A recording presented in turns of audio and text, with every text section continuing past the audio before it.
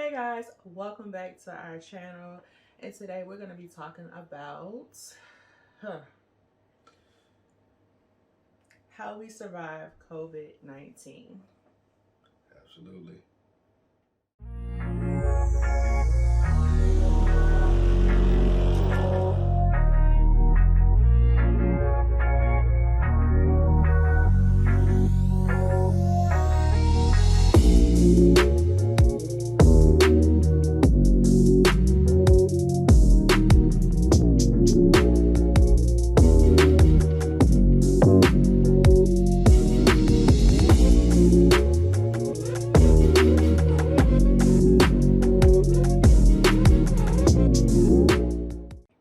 So as y'all are very aware, it's January 2021 right now. The COVID pandemic is really at its highest point right now. Yes, it is. So we had COVID last year in August. Mm-hmm. So we're gonna share with y'all our experience with it. Mm-hmm. I'm gonna let my wife start off. All right, guys. Honestly, when it comes to, and I'm gonna cut my volume now.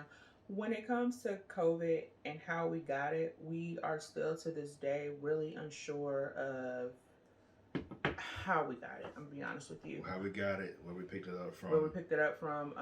We did a little traveling around that time, so yes. We went to multiple areas, so we really don't know where we picked it up from. We don't know if we actually picked it up while we were traveling, or did we actually have it before we traveled and left, the state of Georgia.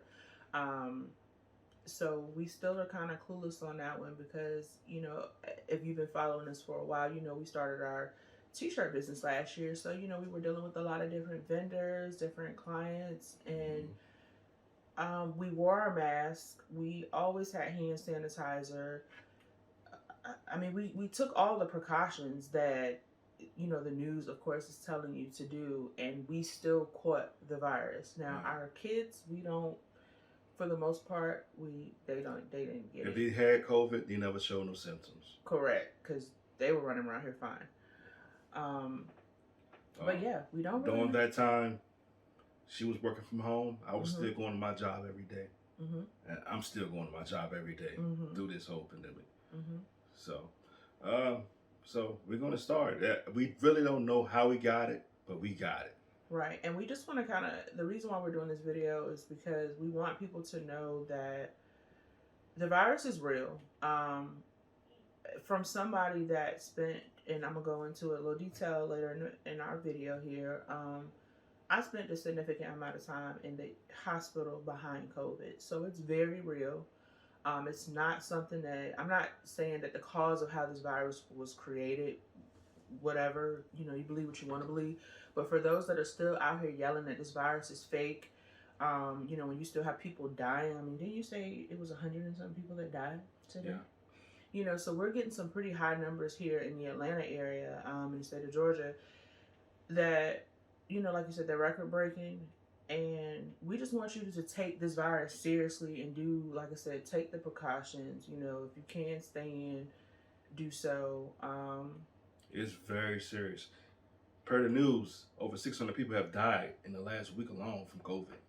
So it's very serious. And that's here in Georgia. Yeah, that's here in Georgia. That's just one state. So we just kind of want to, make sure we highly emphasize that to y'all. And like I said, our next point that we're going to get to is about the symptoms and the medication that was actually given to us to help assist with COVID. And my husband probably can speak more to this because the medication, because I just, my body wouldn't keep it down, to be honest with you. I caught the worst side of COVID, so he can actually tell you more about those symptoms and how the medication helped him. First off, like I said, we did a little traveling. On our way home that day, we felt very fatigued, very tired. Yeah. I mean, we were more tired than normal. Yeah. Like, normally when we come back from Virginia, and we usually stop at his mom's house, I'm usually wide awake because his mama can cook. So if anybody know me, I love food. But I'm going to be honest with you, I got to her house and I went straight to sleep. She's a foodie. I am a foodie. Y'all will see more videos probably of us eat food and stuff up here because I love food, love good restaurants. Yeah. So that was kind of the first thing to me that was a trigger that, okay, I got to his mom's house and I went to sleep. I don't even know if I ate. I either ate or She gave us the go plates. Yeah, so I didn't even eat. I went there and just went to sleep. So yeah. Like I said, that was the first time that we was real fatigued. We came home that night, went to sleep like normal, woke up the next day. And the next day we was really tired. Really tired. And for some reason we did a lot of urinating. I don't know if that's a side effect to it either. Yeah, we both couldn't stop going to the bathroom. I feel like whatever goes on with COVID in your body, I feel like it's making you deplete all your fluids because we just kept going, and I was like, also that same day, no taste, couldn't taste nothing. Yeah, nothing. That was weird. That was probably so that initial day we rested that day. So Tuesday, we decided to go to the doctor, and you know she prescribed some medicine for us. She said, y'all probably got COVID. This is not the way she said. Yeah, she looked us. I'll never forget. You know, she looked us dead in the face. She said, "Y'all more than likely have it. Like I'm gonna paycheck." They didn't do the test there at the doctor's office, so I came home, set up an appointment with the local health department, and we went and got tested that Wednesday. And testing was free, correct? Yeah, correct. Yeah, so I know I haven't seen too much of them posting. If anybody check with your local health department, I think and see what you do. Yeah, you can set up an appointment and you just pull up, swab you. And do we have to give insurance information? No insurance. Okay, so for those out there that are wondering about getting tested, you're like, I don't have insurance because whatever's going on with your job, definitely go, like you said, go to the health department and get checked. Yeah. So we went and got tested that Wednesday. And believe it or not, that Wednesday we kind of felt somewhat okay. That was when we went outside. Yeah. When we got tested, we felt okay. Yeah, we got tested. We still didn't feel like 100%. Because we actually by Wednesday, now mind you, we were able to drive a 9-hour trip, Sunday? And here comes Wednesday, we could barely climb up our stairs. By that Wednesday, I remember coming down the stairs, I was somewhat okay, but coming back up after we had went outside, I felt like I couldn't breathe. I mean, it just felt like somebody sucked the oxygen out the room. And I was like, okay, something is not right. So that was Wednesday. Thursday came around. Yeah. Thursday was the downfall. Yeah, that was the kicker. Thursday came with a pounding headache. Advil didn't fix it. Advil didn't fix it. We took Tylenol. We did warm compress. You know. We still had some older medicine that we had. Motrin 800 didn't work. No, I felt like that headache. It literally, like you say, somebody's tapping on your head. That's what it felt like. I laid in bed all day in one spot. Didn't want to watch no TV. Didn't do nothing. Yeah, we felt very drained. Now that I look back at it, and yeah. And also, when that Thursday came and probably into that weekend, no appetite, no food. Couldn't hold no food down. Didn't want to eat. I had to force myself to eat. Now, that's where me and him differ. I'm one of those people, when I'm sick, forcing myself to eat is probably not happening. Unless it's a liquid diet.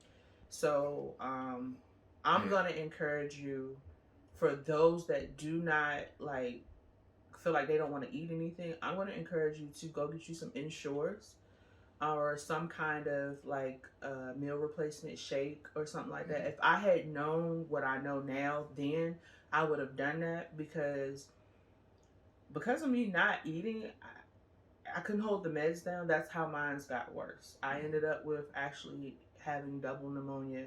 I had it in both lungs, and yeah, I wasn't holding down food at all. I mean, he can tell you, he gonna walk you through that weekend, from Thursday. And let me back this up. That day at the doctor's office on that Tuesday, our doctor prescribed us an antibiotic and a steroid. And those they work great. She just couldn't hold them down. I couldn't hold them down. Yeah. I wasn't eating enough food. I didn't have enough on my stomach to even keep the medicine down. And the few times I was able to get the medicine inside of me, I started vomiting. So that was the worst side right there. Okay, I'm watching him. He's sick. He can't help me because he's struggling to breathe himself. He's going from the bed to the couch. I mean, luckily, we had the space in the room. he's just kind of bouncing between the two. Me, on the other hand, he literally saw me lay on my side of the bed, and I was.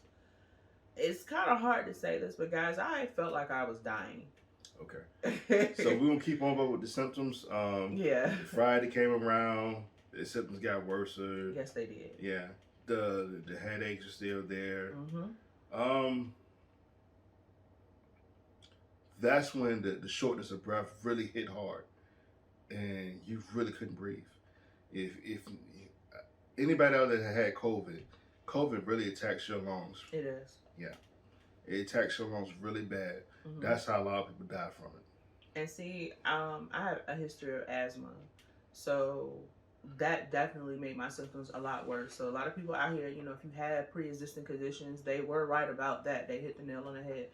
I didn't realize I was pre-diabetic, having asthma, and, you know, just having, you know, I had the liver issue as well. I was just trying to make sure that those areas were okay. And like I said, they ended up making COVID 10 times worse for me.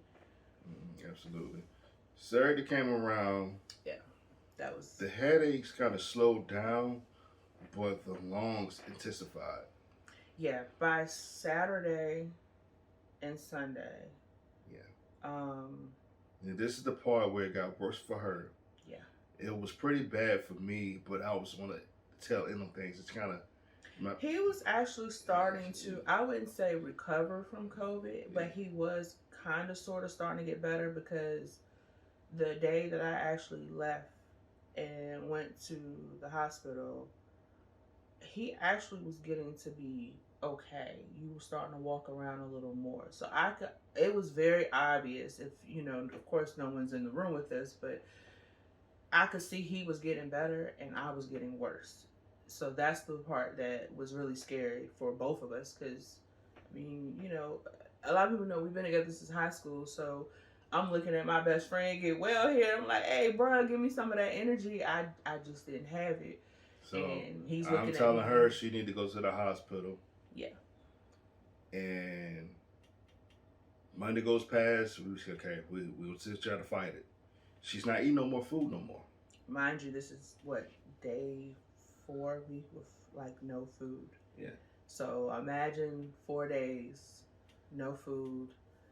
I think it was little snacks here and there, stuff like that. The only thing, but I think that after that Sunday, it was like no more food after that. No, it wasn't any more food. Yeah. The only thing that I probably was able to keep down was like the Italian ices, those, and some water, and what else? Ginger ale. I think I was doing ginger ale, and that was about it. Yeah, crackers. So, it was hardly nothing. That Monday came around. She's getting more worse. I'm getting a little better, because I'm still taking my medicine that the doctor gave me. She can't take it. She's throwing it back up. No, so she take it. Right. All right. Tuesday come around. She's really bad. I'm looking at her. I think she's dying. And I tell her, look, we got to do something. I was ready to try to drive her to the hospital, but I couldn't get her out of the house. I couldn't get out of bed. She couldn't walk. I had to call the ambulance. And guys, I'm going to be honest with you. I mean, some might say it's TMI, but I just need you to know how bad this virus is. By Tuesday, I couldn't even get up to get myself to the bathroom. She lost body function. So when people are telling you that work in the medical profession and they're telling you I'm watching people wither away, they aren't lying. I mean, people that knew me before I had COVID and know me now, you know, you've seen me up and moving. I mean, people know I love to dance. I'm a very active person. I love to eat. I love to do things. But like he said, that Tuesday, I couldn't fight it anymore. I mean, when I lay there in the bed and I was like, I cannot believe. I'm looking at him, because to me it was embarrassing. You know, but this is my husband. I mean, we've done and seen everything. So, but I'm looking at him because I'm like, I need you to help get me up. And he's like, why? And I'm like, I can't get to the bathroom and I need some help. You know, that's kind of how it was. And that's when I realized, okay, this virus is real. I can't just fake the funk here. And you know, sometimes you think, oh, I'm just gonna lay here for a few days and I'll just get better. I really honestly believe if I had probably laid in my bed another day or two, I don't know if I would be here, be honest with you, because that's where it was going. Yeah. I at this point, I was on my stomach. It was very scary for 48 hours. And, you know, like I said, been with him for years. So to look at his face and see that fear, that's when I was like, okay, I've never seen that look before in Bryan's face ever. I mean, he really doesn't show a lot of emotion, but that Tuesday when he looked at me like he wanted to just drag me out of bed himself. He even tried to pick me up, but he was just like, no, you're going somewhere today. Yeah. Like, and I just told him, I said, well, go ahead and call 911 and get the ambulance here to help get me out of here. Because, like you said, yeah. So the paramedics came. They couldn't get her down the steps, so they strapped her in the chair, got her in the chair to get her out the door.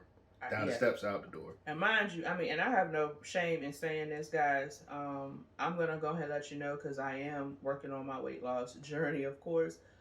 Sister girl here was almost 300 pounds. So I need you to understand, we're talking 200 and something pounds of like dead weight. Somebody trying to lift and get down some stairs. So I have to, like I said, just going through our whole journey of COVID, I have to even apply the medical profession in its whole, not just the nurses, but, you know, the first responders that came out. Like, they are hands-on with these individuals and getting them into these ambulances. And I, like me, I sat here at home and waited until I was at that point. So just imagine what they're going through right now. Like you said, just getting people to the ER, to the hospital, to get the help that they need. So definitely a huge shout out to them right now. But they got in the ambulance, and I got to see her pull off in there, and that was tough. That was tough. That was tough. I think we both at that moment were probably crying, because I was in the back of the ambulance, like snot. No, mind you, I could not breathe, so I'm using every like bit of my oxygen. Boo-hoo, snot nose crying. The nurse is in there, like, she says, I know I shouldn't even be touching you right now, but she's in there like trying to hold my hand, because I just couldn't get it together, because all I could think is, am I ever going to see my home again? Is this my last time seeing like my family? Because it is so lonely going to the hospital. It's so lonely, like, once you're there as well. Keep in mind, COVID, you can't have no visitors, especially if you got COVID. Yeah. It was rough. Yeah. So that was definitely, it was life-changing. Yeah. I ain't gonna lie, I'm trying not to cry. Because I've always been to the hospital for different things with, you know, like my grandmother, you know, times she's been in there, or incidents with us and the kids or something like that, something small. But that was my first time, like, literally going to the ER and them telling me you can't have any visitors. It was a really lonely 5.5. Now, at this point in time, my story kind of ends, because my lungs continued to heal over the next few days. I got better and better while she's in the hospital, and she's about to tell you, continue on her story. Oh my gosh. ER. Let me see, where do I even start? Ooh, okay. Well, when you get there to the ER, depending on how you actually get to the hospital, I know if you're catching the ambulance, they already have your rooms and stuff prepared for you before you come. It's like some kind of code they put in that says, hey, they're COVID. So they try to make sure that you have as less interaction with, you know, coming through as possible. But you just start, I'll be honest with you, I've never felt more like a number until that experience. And it's just because half the staff, this is the way I felt, so it is what it is. I felt like half the staff did want to help me, you know, get well. But then you got to think too, COVID was so new last year. I had staff that when I first got there, they didn't want to come in my room and, you know, take my urine. They didn't want to come in there and take my blood. I mean, I can even tell you from being in my room, and mind you, this is me before I even get admitted to go upstairs, and after I've already had a positive test that said I had COVID, they have to retest you again before they actually admit you to the hospital. So thank God the nurse that did my second COVID test, she was a trooper. I can't remember her name, but she definitely was a trooper. She did her thing. You know, she kind of calmed me down, because seeing some personnel scared to even come in and touch you, that's kind of like, why y'all treat me like this? You know, and then I've watched too many movies where you're just kind of like, how is this gonna go? Because it's the fear of the unknown. Now, once I actually was admitted and I was moved upstairs, that experience was a little better, because I did have my own room. I could try to move around a little more freely, but I actually didn't start moving around until my third day. Bryan can tell you that, because those first 2 days I was in there, I still had to have assistance to just get up from my bed. So, and get to the restroom, or to get up and just walk, because my legs were that weak. So how was your experience with the nurses, the doctors? One, I really didn't get no sleep. Like, at least when I was home, I got sleep, but they're constantly coming in, checking your vitals. And I mean, I'm talking about more than normal, because they were in my room like every 2 hours. And one reason why they were in my room is because I also, besides having COVID, I ended up developing an internal abscess, which is another infection that was going on as well at the same time as having COVID. So they were trying to figure out, even why my temperature stayed so high, what was going on. They took so much blood from me. Now, mind you, I was severely dehydrated when I got there. So imagine trying to pull blood from me. They were pulling it from every body part they could get it from. They were sticking me in my foot. They were sticking me in weird places in my arms. I mean, my arms are still tender in certain places to this day. I think it's because it damaged my nerves. That part was just kind of overwhelming to me, because I was just like, okay, they're going to come in here maybe like every 3 or 4 hours. They were in there all the time. I never forget that, and my mom, you know, when she probably watches this, she'll probably go off, because thank God for her as well, because she kind of stayed on the staff to make sure that they were checking on me and doing the appropriate things. So I definitely, before I go over the next, situation, I want to let you know, if you are in the hospital for COVID, or you feel like you got to go get admitted, you better have a point of contact on the outside, because relying strictly on them, those workers are tired. Some of them are doing the bare minimum. Some of them are dipping off because they got their own lives and stuff, you know. So definitely have somebody on the outside that can call in and check and make sure that, you know, everything is going okay. Because I had a situation, like I said, this was the second day I was there. The nurses, when they changed shift, they had forgot that I could not walk to the bathroom. And these two nurses walked in my room and literally told me, we're not helping you to the bathroom. So anybody that knows me knows I'm a little feisty one. So I just pretty much told her, you can clean it up right here, or you can help me to the bathroom, because it's coming out. I can't hold it. My muscles are weak. Help me get to where I need to go. And I'm going to be honest with you, in that point right there, I felt I was being treated like an animal. You almost feel inhumane when you're in there, because you're alone. You know, like you said, you ain't got no family visiting you. You don't know what this virus is going to do. I'm steadily watching the news. You know, the person across the hall from me had just died my first night when I was there. So all I'm thinking of is like, look, I need to get better. I need to get out of here, and I need y'all nurses to help me do this. So if any nurses is watching this, I understand y'all got y'all side of this too, but that one situation right there really changed my perspective of COVID, because it made me realize that even the people that's here to take care of you, some of them don't. So I heavily relied on Bryan. Even though he could barely talk, he was still calling to check in, asking the nurses, you know, what their names were, what medicine. That's another thing too. They were trying to give me some weird blood. I ain't gonna say transfusion, but they wanted to take my blood and like combine it with other people's blood that were like either had COVID or had got cured from COVID. And I had to keep telling them, no, I don't want this experimental, whatever y'all are doing. And they kept asking. So, you know, that's something else too. If you can have like a medical directive or something in place before you get to the hospital, definitely look into doing it. You know, we got young people catching COVID now and passing away. You've got kids. So this is a time to get your paperwork in order if you don't have it. get you some insurance, life insurance and stuff, because that's the first thing they're going to ask you too is, do you have all this stuff? And that's another thing too that was a reality check.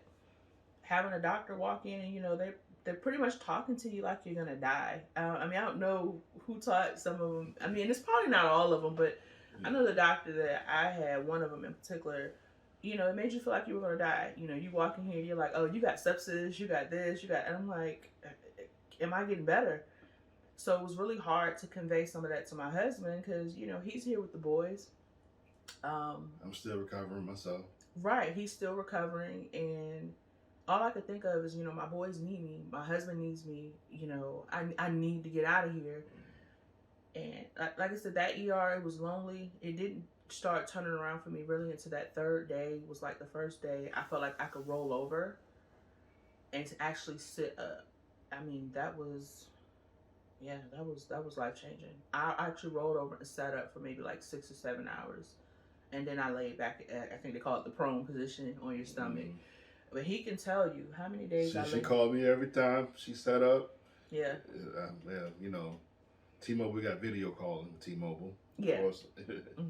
So she video called me every day. Yeah. Every time she called me. Yeah. I just had to see him. I think that was the hardest part. You know, just being around somebody every day for, you know, we're only 30 something. So, you know, most of our life. And then you're like, oh, okay, I got to go here. And it's like, it ain't like the military. I mean, this is the hospital. I don't know if I'm coming home from this part. You know, it's just, it was weird. It was definitely weird. It was an experience. I don't ever want to have COVID again. I can tell you that much. And it's one of those things, if we would ever catch it again, I definitely don't want to go to the hospital because, you know, I even had to come home with oxygen. And that was, He can tell you about setting up. I mean, how did they even make you feel having to set up oxygen for me? Like, I mean, it was. They brought an oxygen machine. Yeah. And they also brought a tank. So when we had to leave out, I had to take a tank with us when she had to go somewhere. Yeah. Just to make sure she's able to breathe. Make sure her lungs are good. Yeah. I mean, it's crazy. I guess now just looking back at it, when we had COVID and even coming home, I turned around, even though I came home, what was it, that Sunday? Was it that Sunday? I believe so. I think I came home that Sunday. I still had to turn around and go back to the ER for another. And keep in mind, when we say Sunday, this is a whole 2 weeks after this is when we said we first had symptoms. Yeah, so let's hold up. Let's recap and give them a timeline. I might even have to do a little diagram there. We had them Sunday when we came back. That was the initial symptoms. We went to the doctor that Wednesday. Tuesday. Yeah, we got tested Wednesday. Yeah. We got tested Wednesday. We got our results back that Friday, which was July 31st. And I think even when we got our results back, we were in that transition.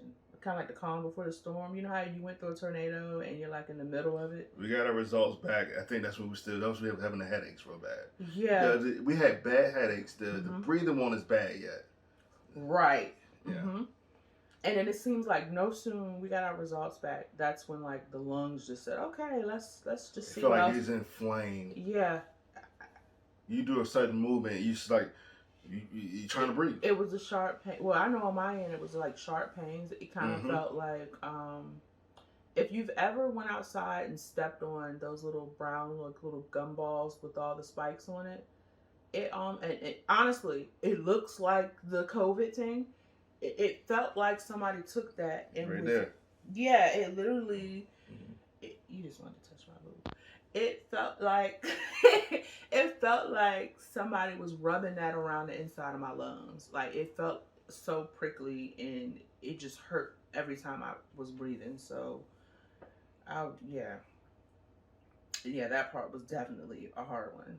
And like you said, then that was that Friday going into the weekend. I didn't go to the ER until, what was that, Tuesday? That's like a week and a half later. I stayed in the ER until Sunday. Yep. So that's 2 weeks later. Yeah, so exactly 2 weeks later is when I got released from the hospital. Now, we thought that was going to be it. Remember that abscess that I told you about?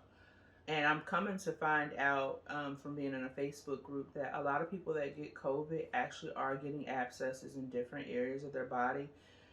They're not too sure what's causing it, but pretty much an abscess is like a collection of bacteria, fluid. And correct me if I'm wrong, if you're listening to this and you're a medical profession, drop some in the comments and let us know more about these abscesses that people are getting when they get COVID. Because mine was one of the largest ones that had to be drained, and I was in pain from, I came home Sunday.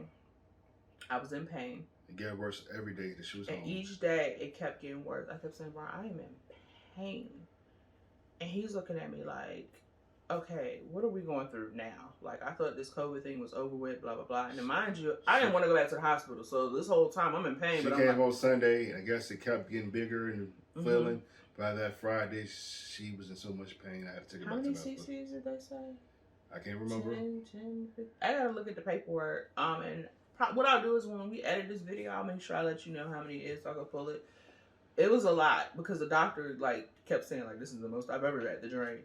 And that in itself, you know, on top of trying to heal from COVID and then having to deal with that was just like, what in the world?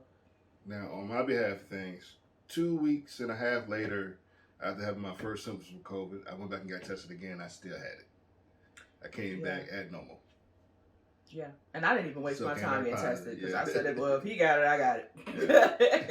So we just kind of left that alone. Like, I'm not even going to let them stick in my nose again. But, I took her back to the hospital that Friday. She spent the night there. They drained everything out. She came home. And it was just a rough time, you know. It really was. Yeah. To this day, I feel like COVID altered our DNA in a way. I really do. Yeah. To this day, and the main reason I really want to do this video is because I know a lot of people, you know, they're like, well, why haven't you come out with certain things? Why don't you do this? I am kind of cautious of what I'm doing now. I mean, I'm still living my life, but I am still having symptoms from COVID-19 in 2021. I caught this virus last year in August. It is now I'm not going to say the middle. We're going more towards the end of January here.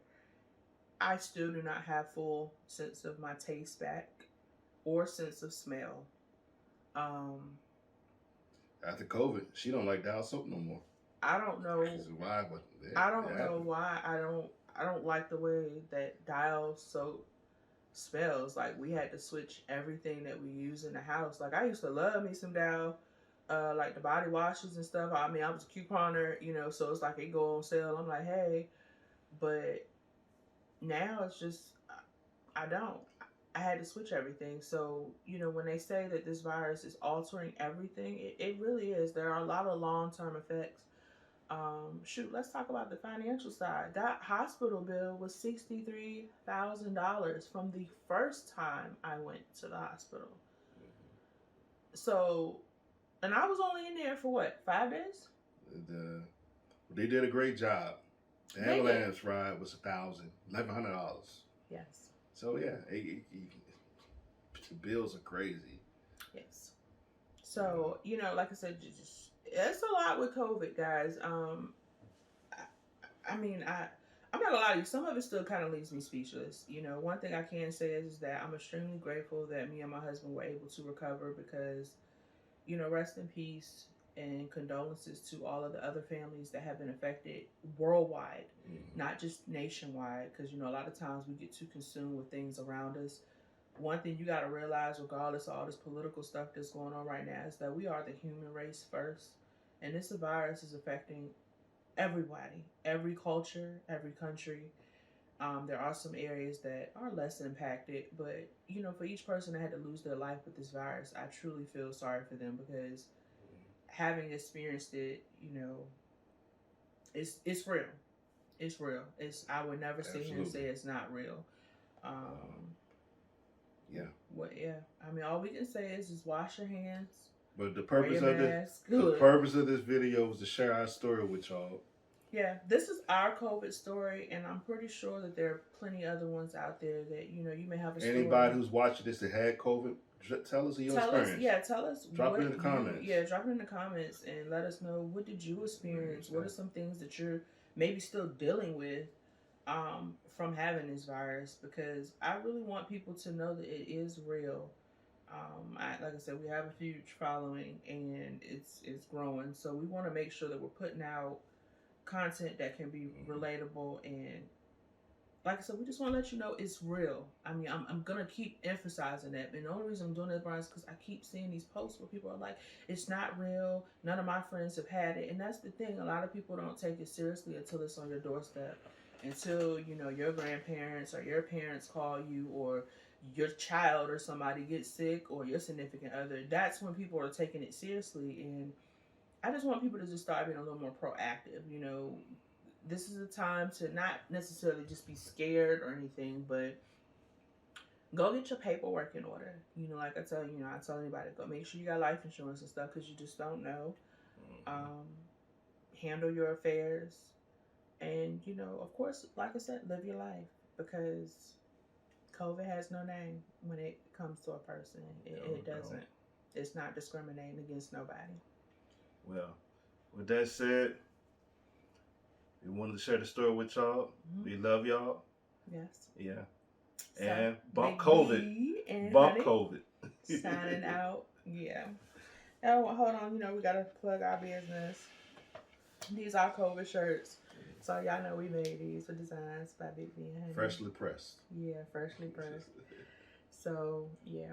So if you would like a COVID design made, you're a survivor. We also do sublimation. We'll be doing another video on showing you some different things that we can do with graphics, not just vinyl. So if you got an image of somebody you want to put on a shirt, definitely hit us up. We'll make sure the link is in the description of this video. And we want you to also hit that like, comment, and of course that subscribe button, and hit that little bell so you can get notified when we drop new content. So, you got anything else you want to say? No, that's pretty much it. Thank y'all for watching. Awesome, y'all. Deuces. We out.